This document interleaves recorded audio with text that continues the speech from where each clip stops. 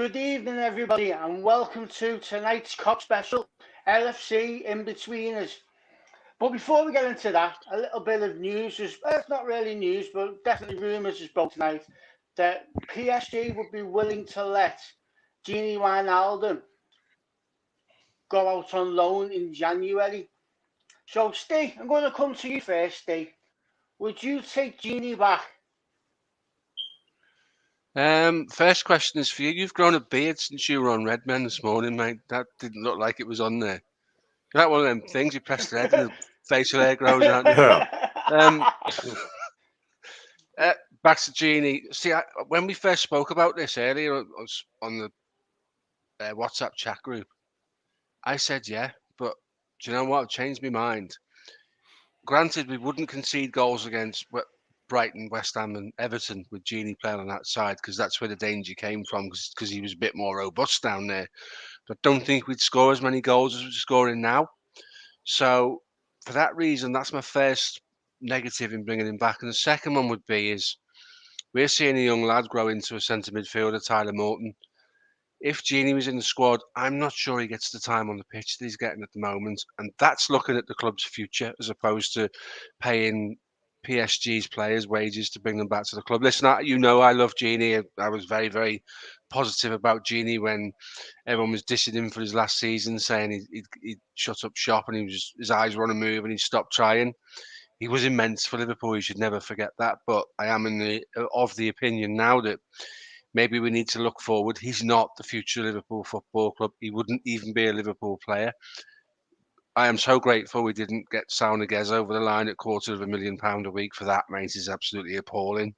So Genie would be on similar money. So I'd rather play the likes of Norton than Oxlade-Chamberlain, who's having a rich vein of form at the moment. So for me, for the good of the club, sentiment would say bring him back because I love him. The head says it's not a great move for the club and it's money we don't need to be spending. Same question to you, Dan. Would you bring Genie back? Yeah, I would. It's very much not, let's get it out on the table, it's very much not a deal Liverpool would do.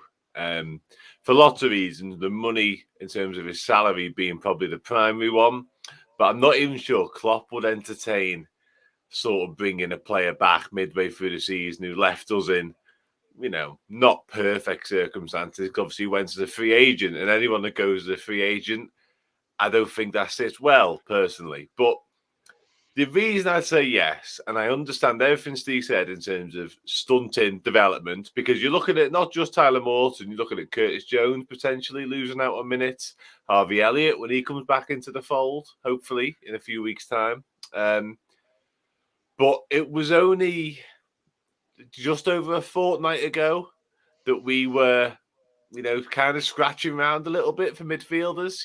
Steve mentions the Brighton game. We were down to our last three fit midfielders, and they were all on the field. And that midfield had no balance at that time. So if there was a deal to be done and the wages weren't through the roof, I don't really see the issue in bringing Wijnaldum back for 6 months if it helped us get across the line in Premier League, Champions League, etc., which I think he would because his experience, his quality. If we're honest, he could probably be involved in this show tonight because he did divide opinion. Would be a huge plus in any squad, including ours right now. I actually had him down as a potential for tonight's show for exactly that reason. But I think for me, I never bought into the negativity on Twitter. This takes too long with the ball and all that shite that people came out with. It was never for me. So I think if you win a Premier League and you win a Champions League at Liverpool Football Club, never mind playing in 2 Champions League finals, his legendary status goes without question for me. That's just what we do as fans. If you win a Champions League and a Premier League, you're a legend. So I did think about bringing him into the show tonight. What do you think, Ian? What's your thoughts? Because obviously you and me have had exactly the same sort of process, but I want to get your take on it.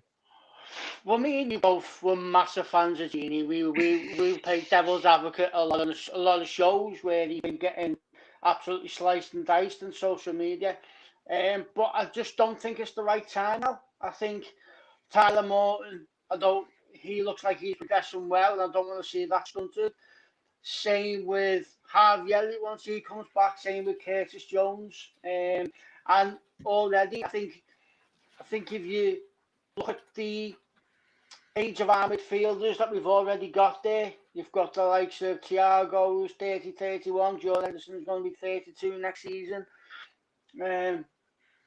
It's not it's not age we need. We need a bit of youth more than anything. We need to balance that midfield out. I think if we were to lose at Thiago, I think maybe I'd be more inclined to say bring him in if Thiago went, which I think might be a possibility in the summer.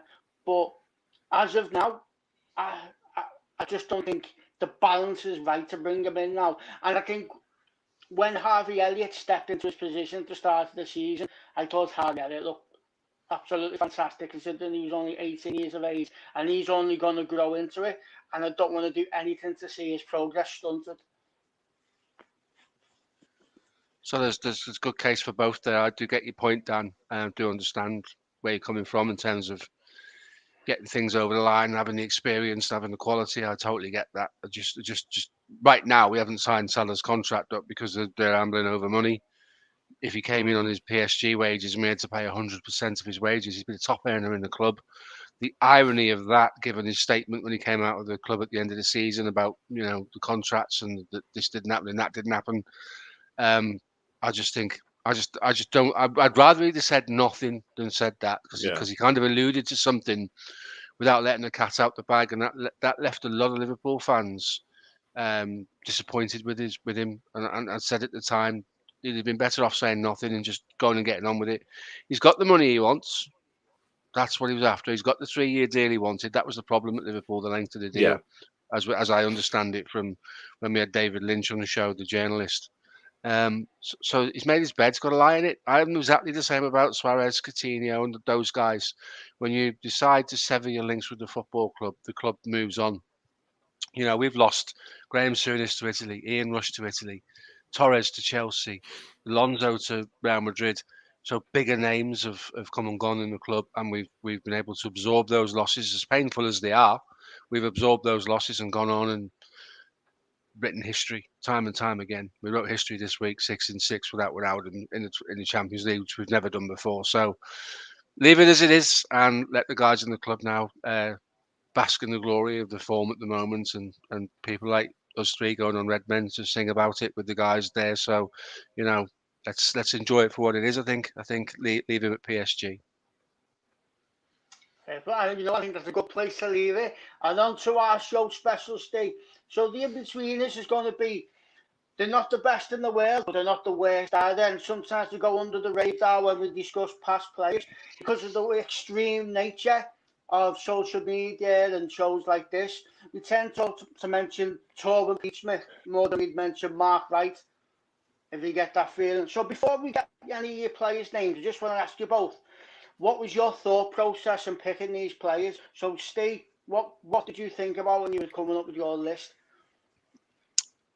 So I tend to look at football in an entirety. So I watch Liverpool play. I look right across the squad. I look at who's your superstars, who's your guys on the next tier below that without those guys, the superstars couldn't be what they are. You need.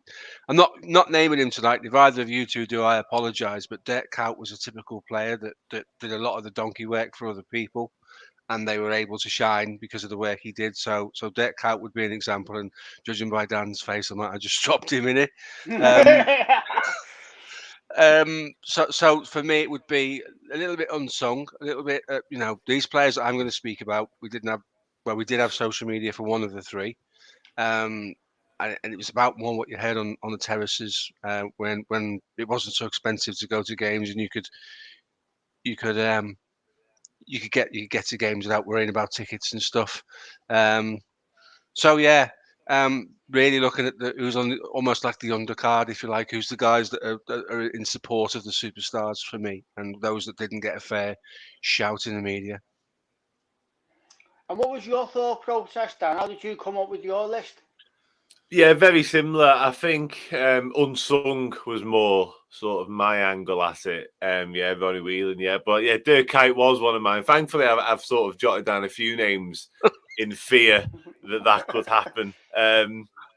But no, listen, that's the nature of it, isn't it? Like I say, I've got 5 or 6 to be honest with you, just in case. But yeah, unsung, the players who never really got the plaudits. Maybe somebody else was taking them in the place, or maybe they genuinely were underrated, and those that split opinion when they were with the club, because there's been a hell of a lot of them.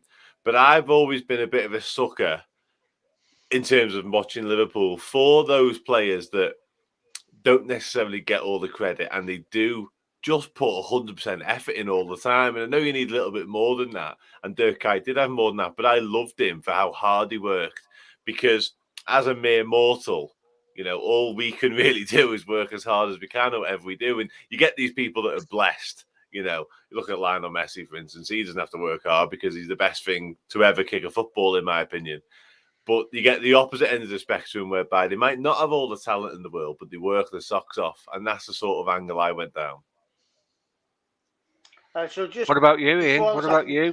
What was your criteria? I thought my criteria was players that maybe get forgotten about because they were good, but maybe they spent a lot of time out with injury, or maybe the career sort of pitted out, but for a couple of years before, they had shown they were good and they had shown promise. And you'll see why when I mention the players that I'm going to mention. One, I've changed tonight. I've took somebody out and brought somebody else in. That's how close it was, because there was a lot of players like that, I think. So you just get mixed reasons. Sometimes they get forgotten about, or sometimes people say they were worse than what they actually were. Yeah. Okay, start with Dan. Start with Dan, mate. Dan can start. Go ahead, Dan. I usually get to start, but give it to him. Do you want me to start? Okay, now I haven't really got a ranking order, so now I'm a bit. I was expecting you guys to start and pick off mine individually. I'll tell you what I'll do. I'll go with it's poignant actually, because he retired over the weekend, back in Argentina. Maxi Rodriguez. Now, like I said, my main sort of criteria for this was players who had a lot of quality. They might never necessarily shown it for Liverpool, but they ended up being quite underrated. And I think Maxi Rodriguez was probably one of them. Like, I really liked him. And he went out on a high. I think he got a hat-trick against Fulham in his last game for Liverpool. Right. And I've got his stats here. That's the best way to do it. But I really liked him, like I say, when he was with us. He played 73 games for us, scored 17 and assisted 7. Now, that's not a terrible record. But if you speak to... Oh, God, I'm going to ignore that comment. If you speak to a Liverpool fan now and mention Maxi Rodriguez, there aren't many that would think that highly of him in his time with us, I don't reckon. So you're going with Maxi Rodriguez then. Okay. Ian, your thoughts on Maxi Rodriguez? Because I liked Maxi. I have to say I did. I love Maxi, and he's always one of them players when I wish we'd signed him when he was younger, and wish he'd had a longer career at Liverpool, because he was a Liverpool type player. He was creative, but he was strong for someone who wasn't so big, and I think he just looked right in a Liverpool shirt, and the way he played, just everything looked right. Everything looked Liverpool, and it was just such a shame that his Liverpool career was so short. I loved him when he was there, and despite him being there so fleetingly, I was gutted when he went. I really, really was. Yeah, I thought he was a good player. Yeah, sorry, it might have been a longevity thing that means he doesn't really get the recognition he might have deserved. I mean, 73 games for Liverpool isn't massive, but I thought while he was with us, you know, he was better than a lot of people made out. Yeah, he was. He had quality. He brought quite a lot to the side. And that hat-trick, if you look at that hat-trick, it was a good hat-trick too. It wasn't like, if you look at some of the hat-tricks you see, they're all done in the 6-yard box. It's work a little bit for them. A bit of fortuitous, if I remember rightly. One of the goals was a didn't see the trajectory of the ball seemed very strange, but never mind. It ended up in the back of the net. Maxi was a quality player. I don't know if you've seen the video of it was the last game when he got subbed and Yeah. the fireworks and everything going off. Now that is how you say goodbye to somebody in your club that you love. That is how you say see you later to him, isn't it? So that's a good shout, that Dan. Maxi Rodriguez is definitely underrated and went under the radar a little bit. Good. Go on, Steve. Who's your first So one? my first one is Ray Houghton, who came in and replaced Craig Johnston on the right side of midfield. Now, Craig Johnston was a great player. There's a famous saying in football: "Don't run when you don't have to." Right? That's a famous saying on a football pitch. Only run when you have to. Craig Johnston covered every blade of grass on the pitch like 15 times a game because he was making pointless runs and his energy allowed him to do that. What Ray Houghton did was come into the team and do everything that Craig Johnston did, but with much more economy, a lot less effort to do it. When I made the point before about my players were picked from those that made other people's superstars. When you look at that era, you talk of John Barnes, you talk of Peter Beardsley, you talk about John Aldridge coming in to replace Ian Rush, and that almost being seamless in terms of the transition between the two, because Aldridge scored, I think it was 28 goals that season, the first season after Rush went, which was goals for fun, very Ian Rush-like. A lot of that doesn't happen without your Nigel Spackmans of this world, without your Ray Houghtons of this world. Ray Houghton was a quality footballer, and obviously goals for Ireland in the World Cup in Italy, beating Italy in the World Cup, in America rather than.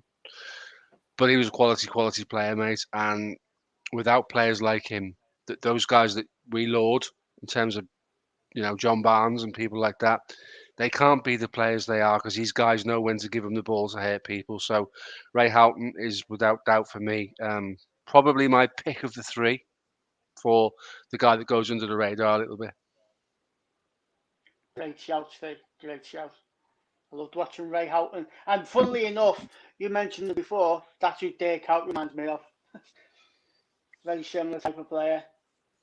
I mean, I'll bow to your superior knowledge on this simply because never watching him live, without meaning to sound like the young one of the group, but obviously well aware of the name. I was to say you're young without saying you're young, Dan? Exactly, yeah. Had a haircut today as well.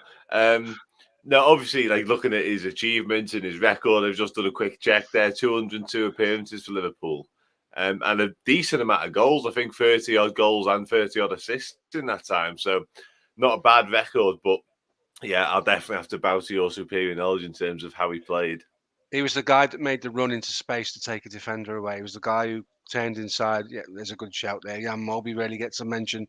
I think Jan Molby. I think it would be unfair to include Jan Molby in this session. To be fair, because anybody of my era and that will tell you Jan Molby was a ridiculous player with an insane passing range. Yeah.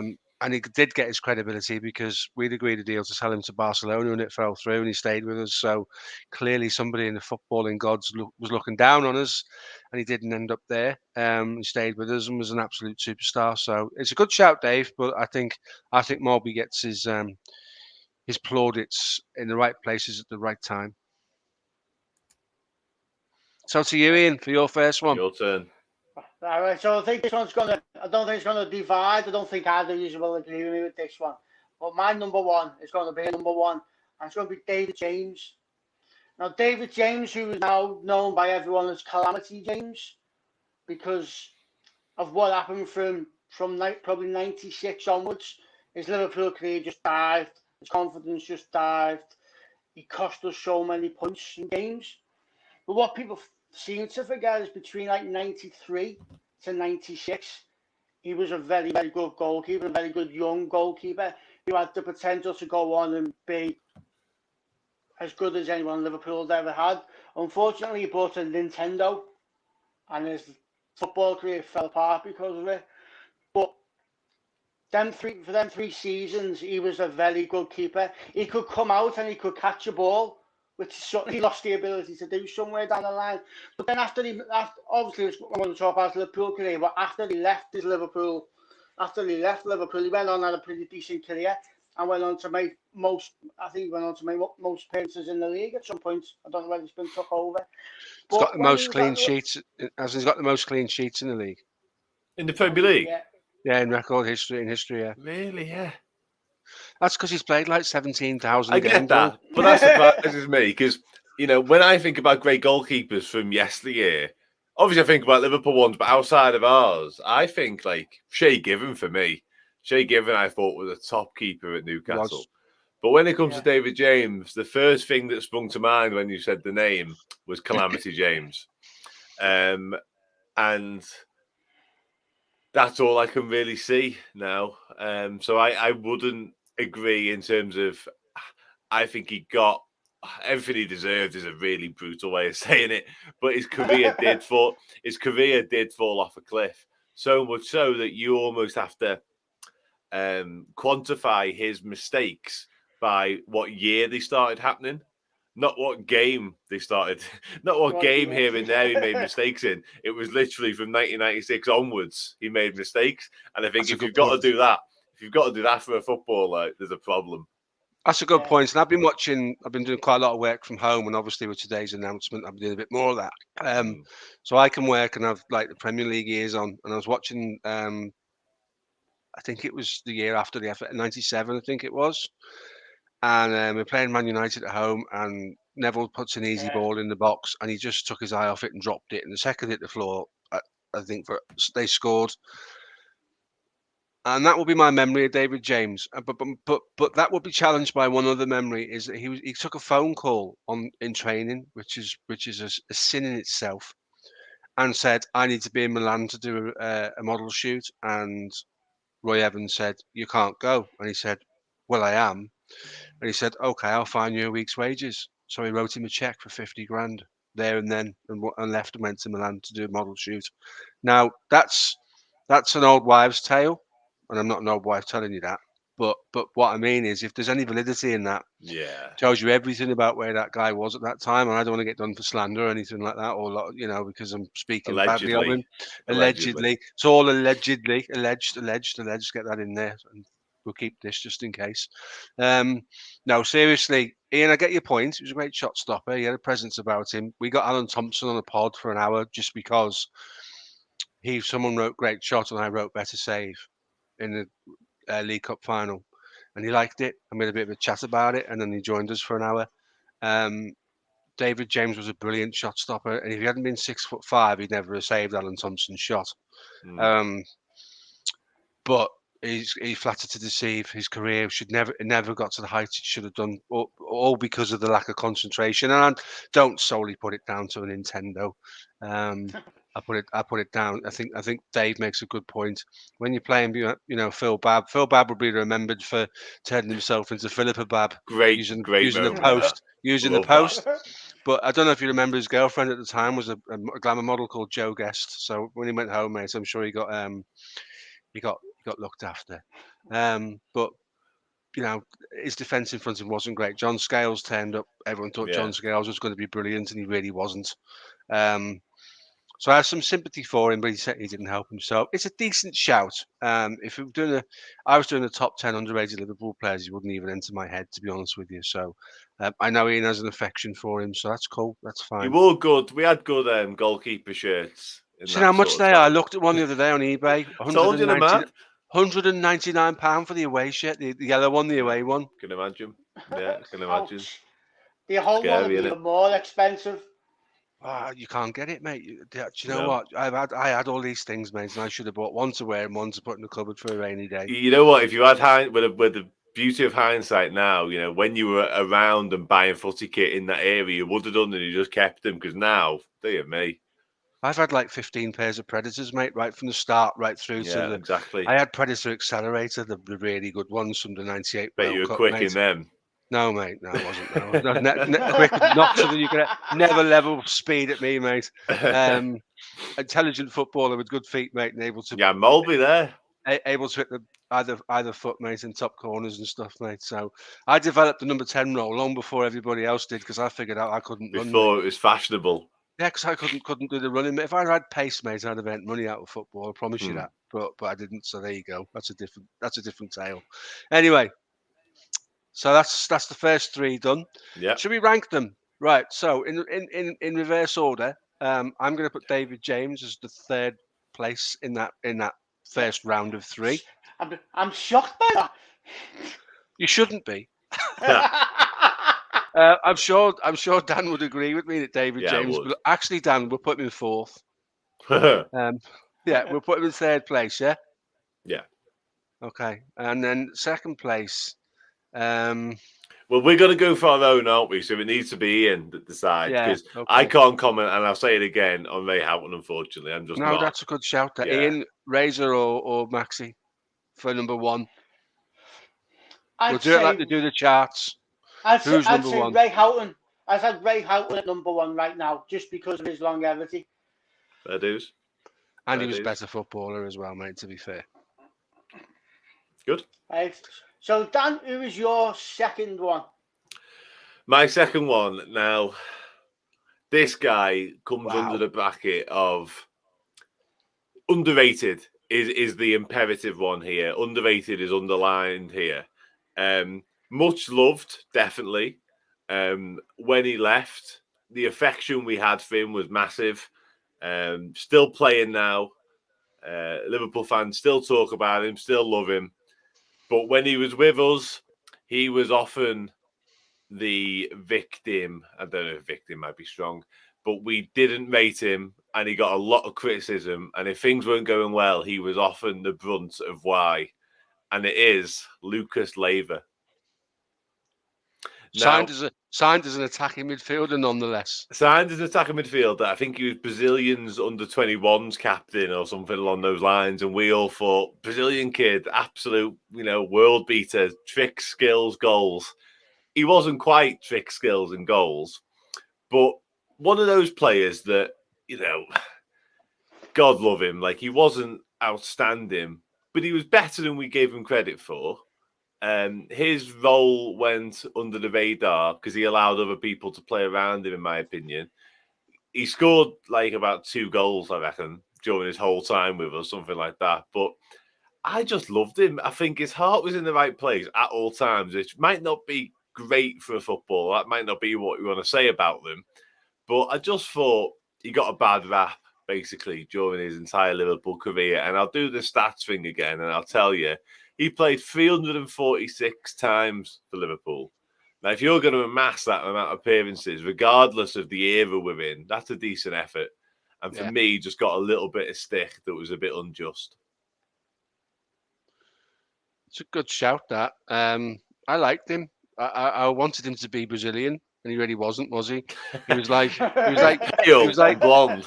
He'd obviously been watching Dunga. Do you remember the Brazilian captain? Everybody said he's Brazilian captain, but he doesn't play like a Brazilian. What does he play like then? He plays like an a Western European centre midfielder, and that's what Lucas was. Yeah. Although he never had a goal, really didn't have a number 10 shirt in him, did he, to play in that position? I'm sure if you asked Steven Gerrard what he thought of Lucas, he'd tell you he made his life a lot easier, because when Gerrard wanted to go off maraudering and because he felt like he had it up him that day, Lucas would sit at home and sit in front of the back four in a style anyway, and allow Gerrard to go and express himself. So I'm sure Steven Gerrard would echo your words and say that Lucas was better than perhaps we give credit for. What do you think, Ian? He was always guaranteed to get a yellow card every game. He was always guaranteed to give the opposition a free kick just outside the box. But that's probably where the negatives end with him for me. I was a fan of Lucas Leiva. In today's day, you're not allowed to say you've changed your mind on a player. You've always got to have thought the same way. I wasn't a Lucas Leiva fan to begin with. There you go. I can remember that when we first were signing him, and you looked on Google, and the first picture that used to come up of Lucas Leiva when you put in there he's linked with Liverpool was this flowing long blonde hair with these shades on, and he looked like some sort of pop star. So you automatically think, oh, he's going to be like a dribbler, a winger, he's going to get us goals. And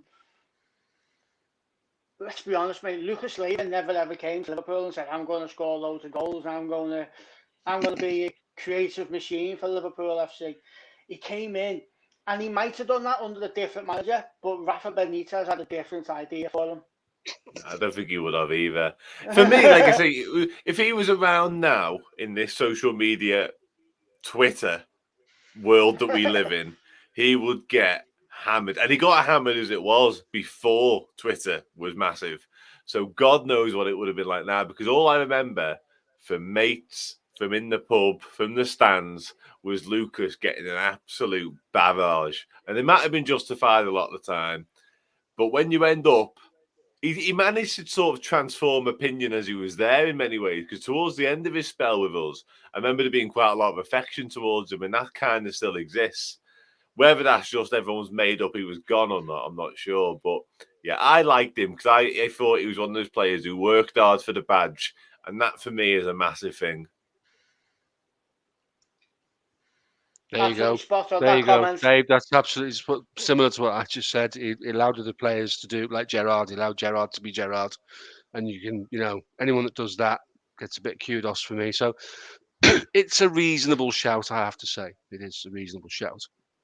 So my number two would be a little will-o'-the-wisp player, slightly creative player. Only played 92 games for the club, scored 16 goals with 9 assists. He scored a hat-trick at Arsenal, and he scored the winner away at Real Madrid, and it's Yossi Benayoun. He's got it on his list. Quick, rub it off your list, Dan. I'm glad you've mentioned it, though, because it wouldn't have been my final one, so I'm glad you've said it. Go on. No, do you know what? The guy was industrious. He was clever. He was very, very difficult to play against because he took up some really strange positions that you could never legislate for. He scored the winner away at Real Madrid, and then we brought them back to Anfield and done them 4-0 on the night when Iker Casillas was man of the match by a country mile, but they still lost 4-0. And then he scores a hat-trick away at Arsenal. Absolutely brilliant hat-trick as well. Different, guy played at West Ham, Chelsea, and other clubs as well. He was well liked by all of the fans at all of those clubs. And the thing is, he's a player who enjoyed playing football. He had that infectious smile on his grid every single game, no matter what the score was. He was enjoying himself, and I think a lot of that is lost in modern day football, where so much pressure and so much intensity to get results or to get called out by Roy Keane or social media, or whoever chooses to do it on any given day. I just thought that Yossi was a breath of fresh air, and he was a pretty good player too. And he played obviously as a typical Rafa signing.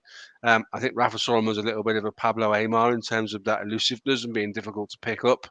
Aimar was a lovely player, wasn't he, Dan? I can see your face, mate. Yeah. Proper player. Interesting fact about Pablo Aimar. Rafa Benitez instructed him to start fights in the showers when they lost games. Yeah. The same conversation he had with Jamie Redknapp, Jamie Carragher, to try and start fights in the Liverpool showers. Jamie Redknapp would be injured within 2 seconds to be over on the soap, wouldn't he? Yeah, I meant to say Jamie Carragher, and Jamie Carragher said no, because Rafa used to like players digging each other out for bad performances. But yeah, let's get back to Yossi, because Aimar's another conversation at another time.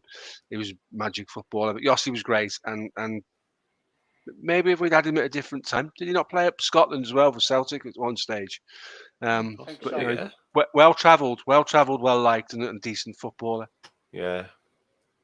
Yeah, you had him down on your list, so you give us your thoughts. Yeah, I did. He was one of those players who, he just seemed to pop up in big moments for us as well. You mentioned obviously the Madrid winner there, but even though his record might not be phenomenal and particularly eye-catching, if you dig deep into those goals that he scored, they always tended to be goals that mattered. Similar to a certain Divock Origi at the minute. Just that handy knack of appearing when we needed him most. And yeah, player I really liked, a lot of quality, scored some very good goals in his time as well, and continues to do so when he went to West Ham and beyond. So yeah, massive fan of his, and definitely one who I felt wasn't particularly highly rated by Liverpool fans. But with the beauty of hindsight, yet again, someone we perhaps could have loved a little bit more during his time with us. Ian? The old Big Four, as in United, Arsenal, Chelsea and Liverpool, before City got involved. Didn't Yossi Benayoun the only one he never played for was United, didn't he? He played for Arsenal, Liverpool and Chelsea. Didn't he play for all three of them? Did he play for Arsenal? Yeah, I'm pretty sure he played for Arsenal. He did, yeah. He played for Bella Jerusalem, and he played for Maccabi Tel Aviv, Maccabi Haifa, QPR, Chelsea, Fulham. West Ham, Arsenal. No, not Fulham. No, West Ham definitely. Yeah. Racing Santander in Spain as well, and then back to Maccabi Haifa to finish his career in 1998. And funnily enough, we've already 1998. mentioned this player No. today, but he reminded me a little bit. He's another one who reminded me a bit of Ray Houghton. They had a very similar styles and playing. See, I like that type of player. I like that type of player that kind of like the little player that gets in between the spaces between the midfield and the strikers. He was a bit more cultured than that in my memory, Benny Yoon. I don't know what it was. He just had this sort of sweet manner about him. No, Ray Houghton was a very cultured player. He could do. Yeah, he was very similar to. He could do the same things that Peter Beardsley could do, but he could do. But Peter Beardsley, there was stuff that Ray Houghton could do that Peter Beardsley couldn't do. He was a very cultured player, Ray Houghton. He wasn't just one of those who got stuck in. He wasn't a little Jack Russell. He was a cracking player, very creative. I just think Yossi carried the ball really well. I think going back to Dan's point, when you say culture, he always played. He could glide almost. Yeah, and he could go off either leg, and he had this knack of playing, keeping the ball on the blind side of the defenders. So he was quite difficult to play against. He would have been an absolute nightmare to mark because you'd be like, I don't want to go in the position he's sitting in. You need to get a centre midfielder to fill in there, and then they'd be saying, well, that centre midfielder can't because he's trying to deal with Steven Gerrard. So sort your head out and go and mark him, will you? And he'd just pull you into places you didn't want to go, take you into deep water and drown you, is the saying I heard earlier on this week, which is pretty cool. But he was a hard player to play against, and I thought it was worthy shout tonight. Definitely. Ian? So my number 2, hopefully you won't dislike this player as much as you like my first choice. I'm going for Stefan Honcho. Stefan Honcho, who was Sammy Hoopier's partner before Jamie Carragher went in there. For the 2 seasons he was with Sammy Hoopier, I think he had a fantastic partnership. I think he would use any part of his body he could to stop the ball, including these. That's a goalkeeper than David James, mate. But I love Stefan Honcho. Unfortunately, injuries got the better of him. And then Jamie Carragher came in and took his place. But I didn't realise he played so many games for us. He played 205 games for Liverpool. Wow. Very similar to somebody else I'm going to talk to when it comes about our third one. He never scored for Liverpool. I thought he'd scored the goal I mentioned on the pod last week, and it wasn't. He'd scored at a penalty shootout, but he never actually scored for Liverpool. But very similar to the type of defender Jay Carragher was, he would literally throw himself in front of anything. He always looked like he was knackered after 10 minutes, though, which was concern when you used to watch him. But I absolutely love Stefan. So he'd run through a brick wall for you. Sammy Hoopier and his partnership was absolutely amazing. And I wish he could have stayed fit a bit longer. Yeah. I suppose part of his problem, in as much as it is a problem, was similar to Lucas in a sense, is playing alongside someone as good as Hippier. Because Hippier is going to take a lot of the limelight. And Hippier is the one who gets loved and adored by Liverpool fans. Because when you mention Stefan Honcho, just instantly my mind says Sammy Hippier. And that's credit to both of them and the partnership they forged. But it speaks more towards what I think of Sammy Hippier. So you're probably right in terms of including him in this, because he maybe doesn't get the credit he deserves as a footballer. I don't think he was an outstanding footballer. I think he relied on his grit and determination a lot of the time, which is not a bad thing whatsoever. I don't think he had the class, poise, or finesse, or attributes of Sammy Hippier. But he did have that work ethic, and he would put his body on the line, like you say. So, yeah, big credit to him in many ways. That's your thoughts, Steve, on Stefan Honcho? We owe him a debt of gratitude for the 2001 FA Cup final, don't we? Because that was a great save, absolutely brilliant save. And it was, at the time, I refused to accept that it was a save, but time will allow you to do that, and it certainly was. Like you say, Ian, he always just looked done in after about 6 minutes, didn't he?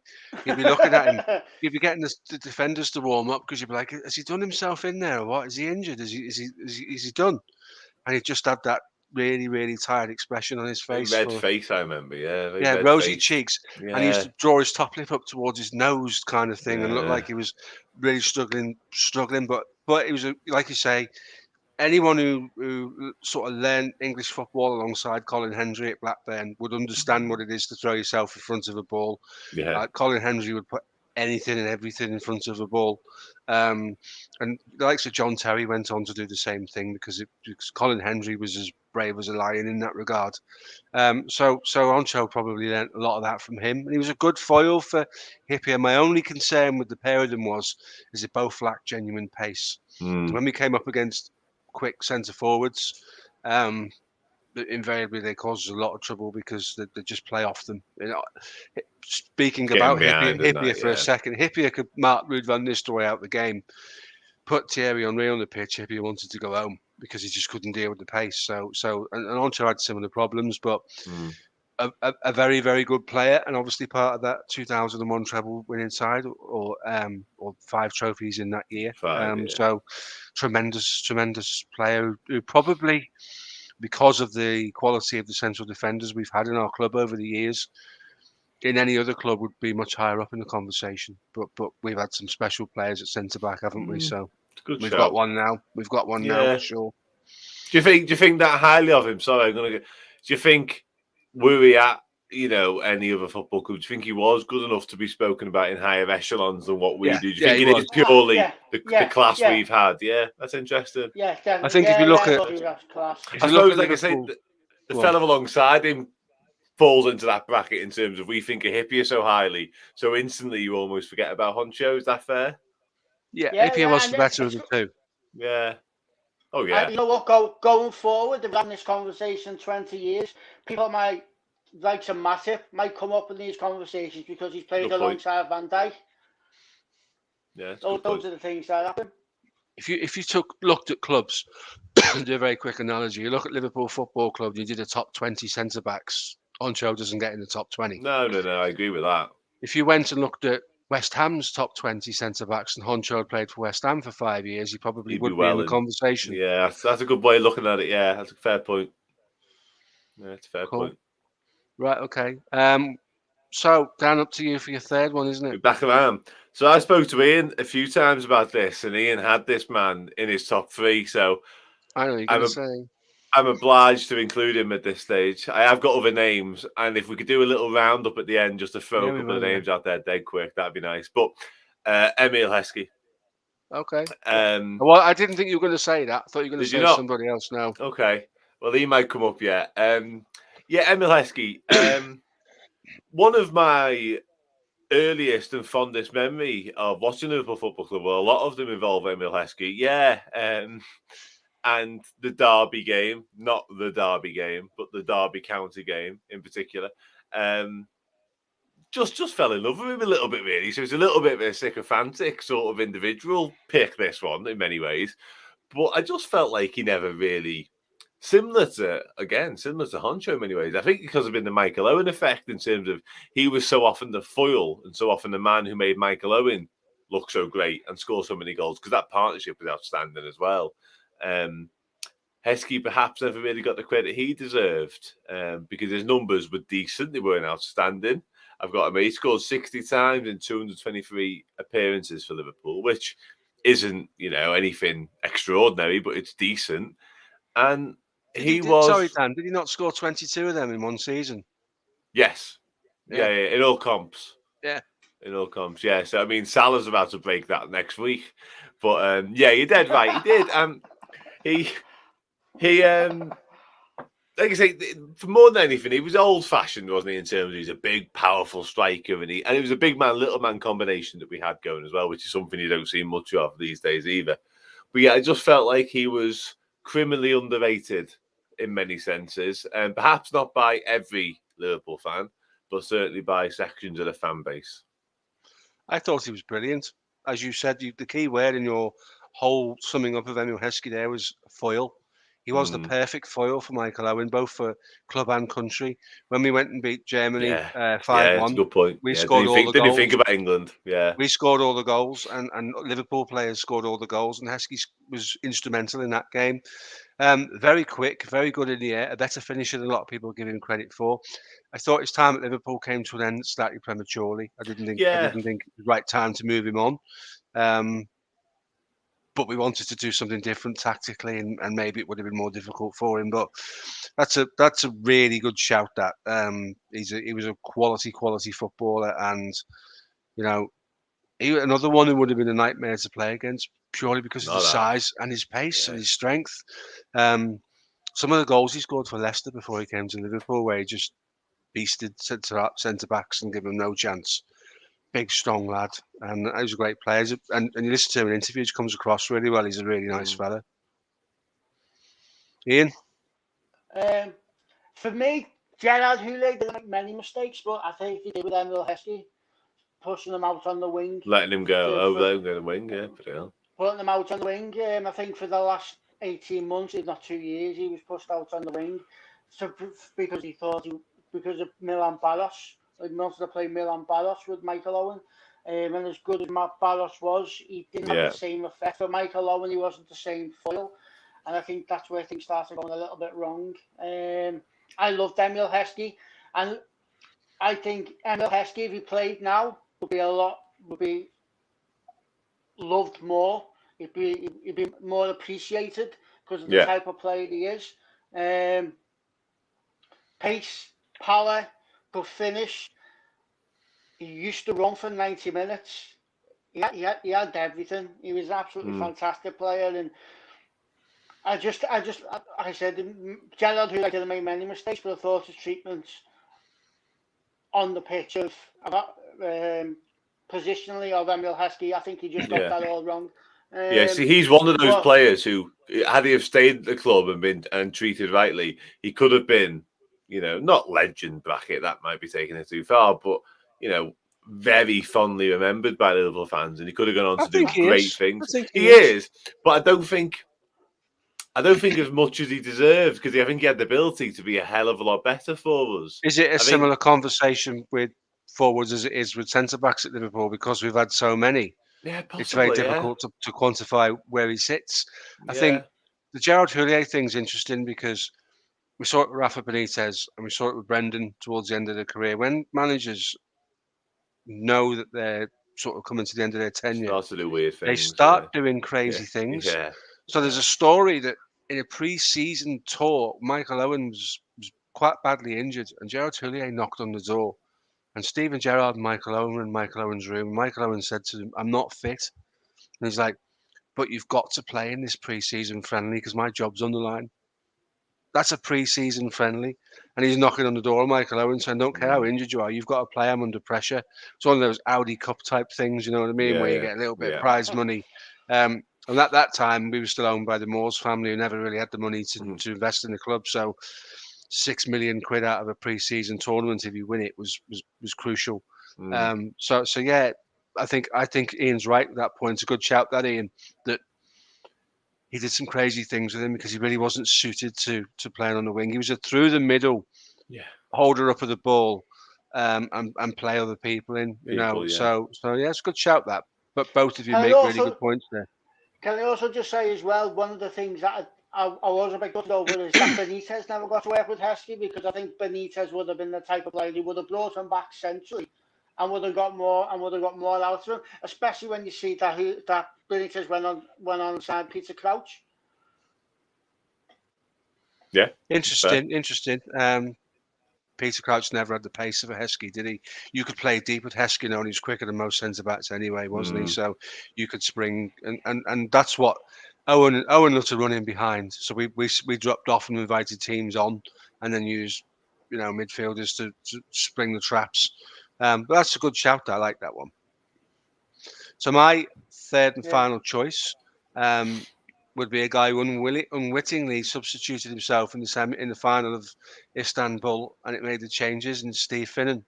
I thought Steve Finnen was really, really solid for Liverpool. I spend a lot of time listening to. I spend a lot of time listening to ex-players talk about their careers.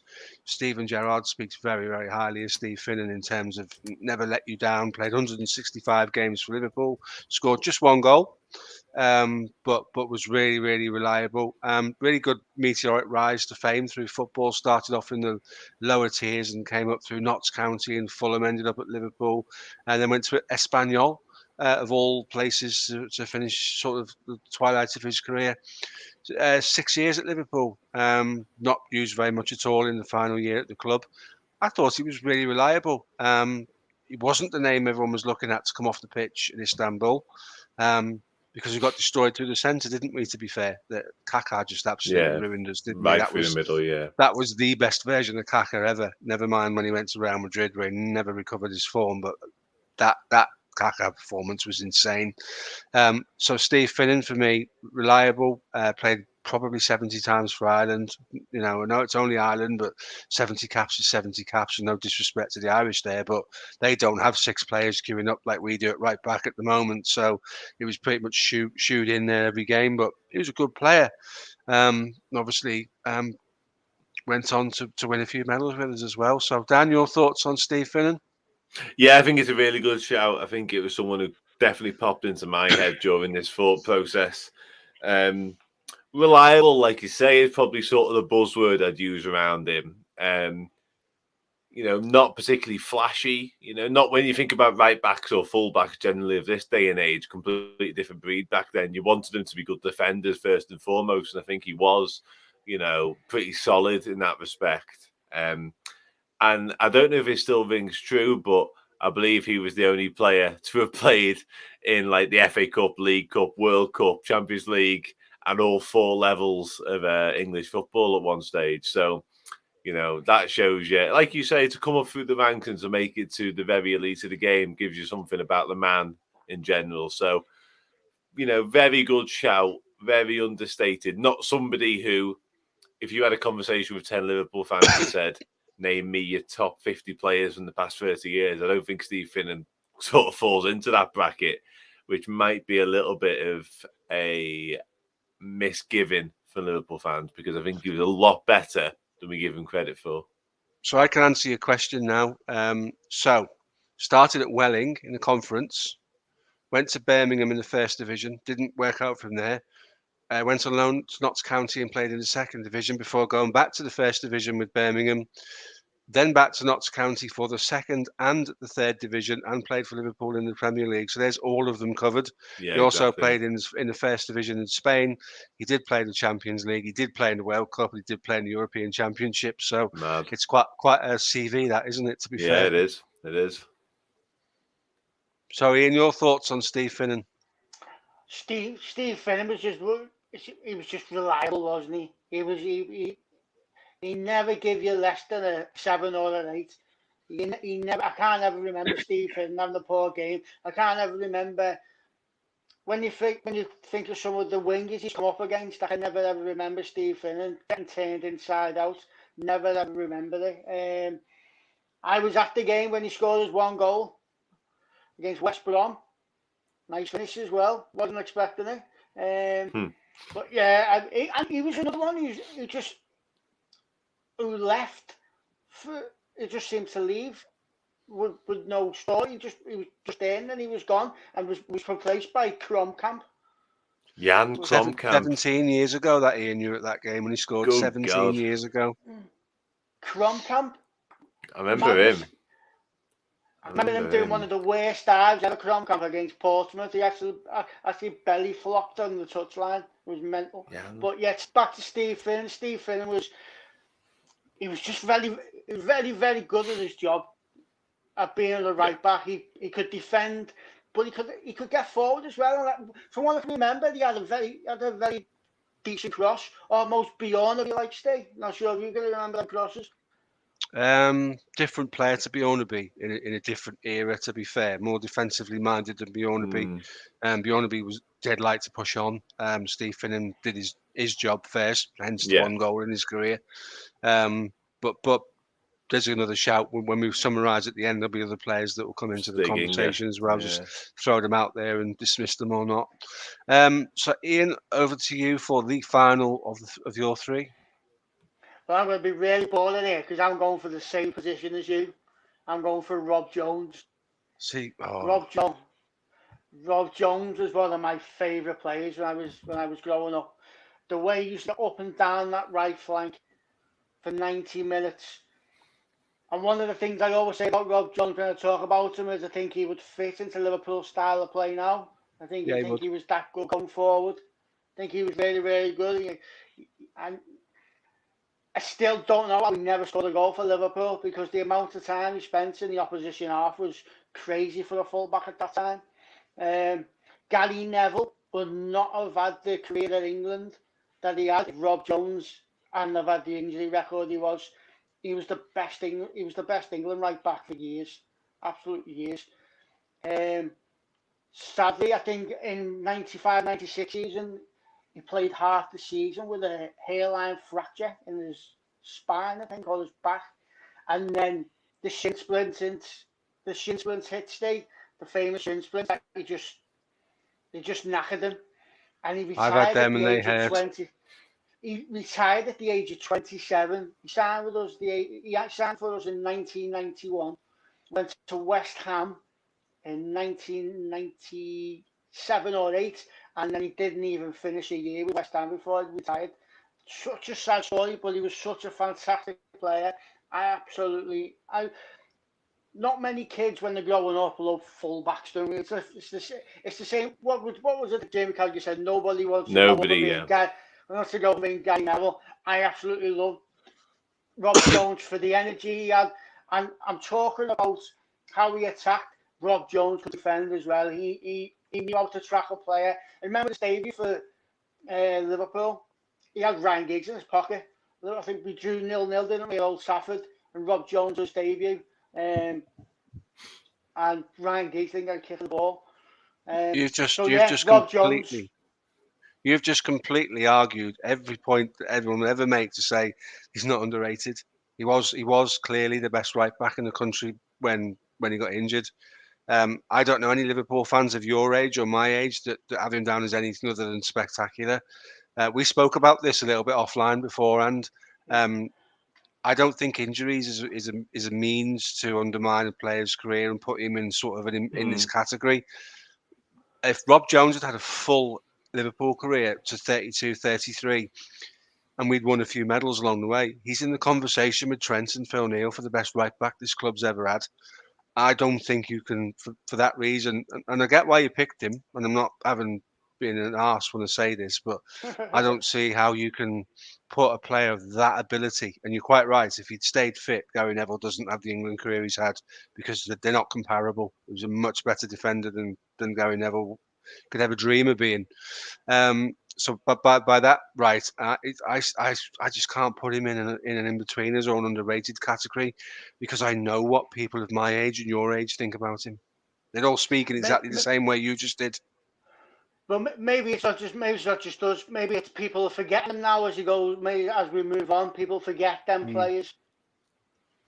Oh, yeah, I don't hear them in conversations anymore.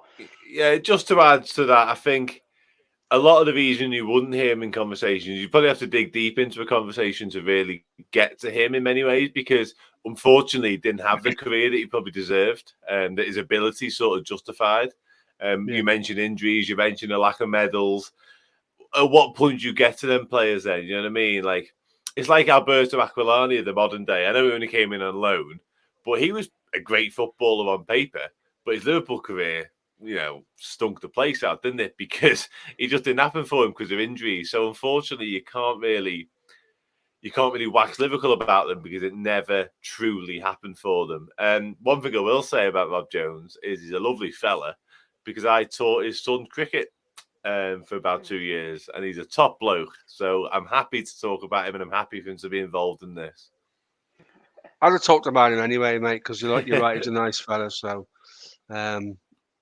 yeah, let's have a look at his career stats. Appearances, 183 appearances. Decent effort, isn't it? Which is 20 more than Steve Finnan, and yet we speak about Jones not really having a career. Let's be honest. When Jones played, he made his debut in '92, and as Ian said, '98 was his last season. Made any appearances for Liverpool. 92, 93, 94, all the way through to '98. We were not a great side in that period. No, the odd that's FA it. Cup, Yeah. the odd FA Cup final appearance in '92 and 96 he would have been involved in. Just sad. It's sad, isn't it, that a player of that ability never got to see his career pan out the way he would have dreamed of. I think him and his wife now have a number of nurseries on the Wirral. I think that's what he's into now. Okay. And stuff like that. So, yeah, he was a quality player. I'm happy to speak about him, same as you, Dan, because he was a superb player and a really nice fella. Yeah. Not the brightest by all accounts. He was Trigger and Jason McAteer was Dave, wasn't he? So, yeah. So yeah, it's one of them. Great player. Really sad that he never got the medals and the plaudits and the length of career that he probably deserved. So we'll rank these. So who's going to be in third place of the last three we went through? So it's got Steve Finnan. Yeah. You've got, who's yours again, Dan? Lucas Slaver. No, Heskey this time. Sorry, Heskey. Heskey. I'm happy to put Steve Finnan in third place against these three guys. I think Steve Finnan probably. You know what? I think these three are probably the closest of all of them. I think every single one of them is I mean, there's no David James in there, is there? You know what I mean? They're all pretty close in career-wise and ability-wise. I think because maybe shouldn't have put Jones in. Maybe Jones should go number 3 then, because he probably did have a better career than I've spoken about. Then maybe Finnan, and I think Heskey would be number 1. I think Jones comes from your personal disappointment that he didn't turn out to be all the things you thought he could be. So as I said before, I wasn't being an arse when I kind of pushed back a little bit on that. I just know how good he was, and I don't know anybody of my age or your age that looks at him and says, "Oh, Rob Jones. Imagine if he was a little bit better." The first thing they say is, "Imagine if he didn't pick up the injuries." Yeah, that's a good point. So I'm happy for Steve Finnan and Rob to share second place, and I do think Emil Heskey's criminally Big Emil. Yeah. Good. Absolutely. Cool. Should we throw some names out there? Go on, Dan. Give us a couple of names, and we'll give you the if we don't think so. Yeah, do that. Yeah. So Alvaro Arbeloa. Yeah. Possibly. I liked it. Yeah. Fabio Aurelio. Definitely. Another one with the injury situation. Yeah. He's a guy, we released him. He went and sat on the beach for 3 months and then we re-signed him. Insane, but we did. Bizarre. There you go. Yeah. That's another Rafa Madism. Yeah. And then I'll give you one last one. Probably the maddest one of the lot, actually. Javier Machiavello.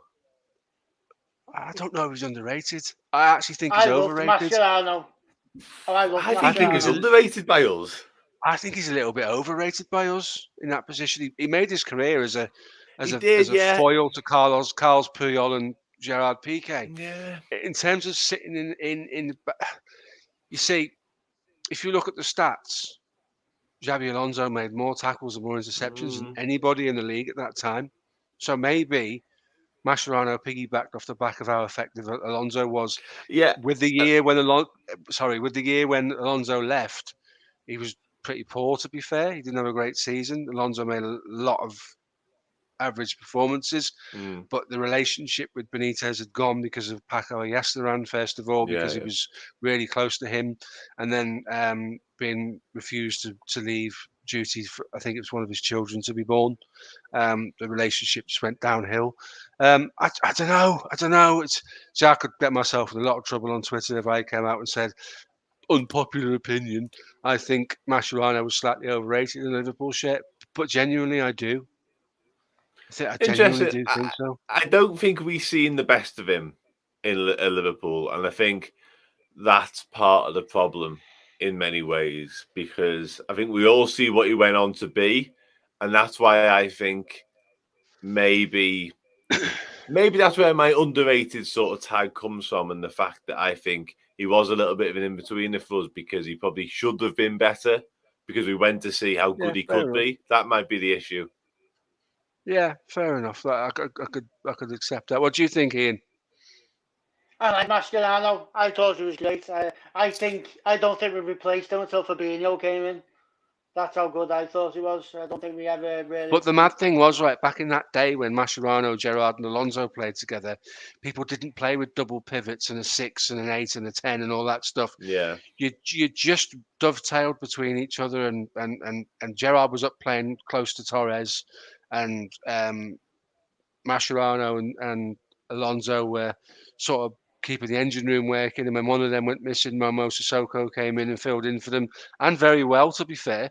Yeah, I like Sissoko a lot. I was going to mention him actually in passing. I liked him a lot. He's good energy about him, and he's been on the Cop Ice. They interviewed him, and Jay was telling us that, or Mick was telling us that they were to and fro with emails trying to get him on. He was never ready, and then he got an email saying, "Right, I can do it in 5 minutes." Just totally out of the blue. So they had to put a pod together in 5 minutes to interview him. So he was good. Ian, have you got any fringe players you want to throw into the mix? Oh yeah, I'll give you 3 then, and you can tell me what you think. Jamie Redknapp. Nope. Injures. No. Can't call him a fringe player, mate. Jamie Redknapp was absolutely superb, mate, and was getting international recognition because Glenn Hoddle made a lot of Jamie Redknapp. No, not so much. The reason why I think Glenn Hoddle like Jamie Redknapp is a very similar passing range. Similar mold, in terms of being able to hit 60-yard balls to feet. Jamie Redknapp made football look very easy. There's a famous shot of him taking a free kick in the game when he injured himself in the international game.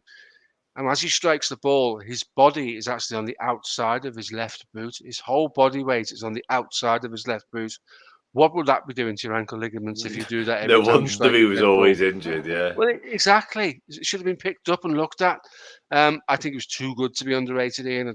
The guy was brilliant, and he never gave that penalty away in Cantona's comeback game either. That was the cheapest penalty you've ever seen in your life.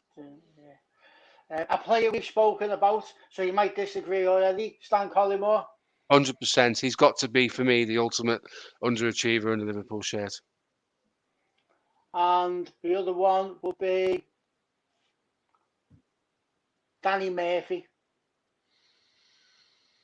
I think Danny Murphy did everything we signed Danny Murphy to do, to be fair. He had things he did well. I think he had limitations in his game. I don't think he could quite believe his luck he signed for Liverpool. He never let us down, did he? So, but I'm more interested in getting Dan's thoughts on Stan Collymore because you and I could talk about Stan Collymore all night, Ian. Oh, yeah. I loved him. Thoughts on Stan Collymore? I think you probably hit the nail on the head in terms of when you say he never really, lived up to what he could have done for Liverpool. But my memories of him are the mad games he was involved in. I think the 4-3s in particular, he had a heavy role in a lot of them. A goal scorer, a genuine goal scorer who probably never quite achieved the goals or the heights, like I say, he should have done with us. He had everything. He had everything. Sorry, Ian. 2 good feet, big, strong, good in the air. Had a trick in his first game. He's in the centre of the midfield. He steps forward about 10 yards, does a little trick, stops the ball, leans back and bends one in with the inside of his left foot into the far top corner. Stuff dreams are made of. The only thing I'd say, because I could talk about this all night, and we look at that clock in the top corner and say 3 hours by the time we finished, is he stopped himself being an absolute superstar because whatever went on between his ears didn't help him be the footballer he should have been. And we know what that's it. That's continued, I think, to be honest. Yeah, that's continued. I can remember Robbie Fowler scoring 4, it might have been 5 actually, it was 4 against Middlesbrough at Anfield, and Stan Collymore assisted all 4 goals. Well, it was quality. That's how good he was. He had pace, he had a great left foot, great right foot, he had strength, he could header the ball.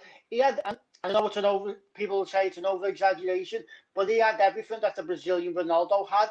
He just didn't have what the Brazilian Ronaldo had between his ears. He had everything physically that Ronaldo had. A little thing, so what's yours then, Steve?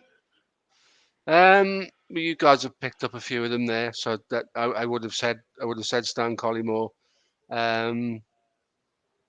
It's tough, really, isn't it? I think Bjornaby comes into the conversation as well because Yeah. Bjornaby never let us down. He was quality.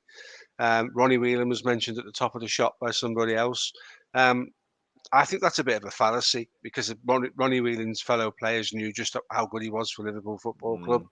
And without him, again, another one that sort of did the dirty stuff and sat in when nobody sort of set up with a six or a double pivot. He just kind of, because Graham Souness was box to box. Graham Souness was like the ultimate midfielder for me before Gerrard came along.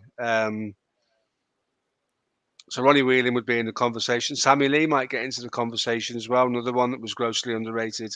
And as we sort of come into sort of the later years, Wijnaldum would be in that conversation because of his versatility and just how good he was for Liverpool. But you're using social media to track people's opinions of Wijnaldum. I don't like doing that because Dangerous. there's a lot of weapons on social media that haven't got a clue what they're talking about. We'll talk a little bit about Wijnaldum in the sense, and it won't take long, is that his footballing intelligence is of a different level to 90% of the rest of world footballers. And why I say that is because he could play one role for Liverpool effectively and then go and be somebody completely different for the Dutch national side. And I would love to have seen that version in a Liverpool shirt, but Klopp is largely risk averse. So we have one risk taker in the team at the moment, which is Trent. Really genuinely, that when the press say he gave the ball away 50 times, Klopp goes, so what? I don't care. That's his job. If De Bruyne or Bruno give the ball away 50 times, no one says a word because they're trying to open up doors and create chances. Well, that's what Trent's doing. So, so Wijnaldum would be, his football intelligence was insane, absolutely insane. And he was always the guy that was trying to make runs into the box in the 94th minute. Must have been as fit as a flea, that guy. And it was sad the way it ended. I'll always look fondly on Genie. And I don't think our fan base gave him the credit he deserved. That's who let him down, our fan base. What do you guys think? No, I agree. I completely agree. Cool. Right, so well done today, guys, on the Red Men. Did you enjoy it? Yeah, it's brilliant. It's boss-like. It's good. Really good, yeah. Just going to end the broadcasting.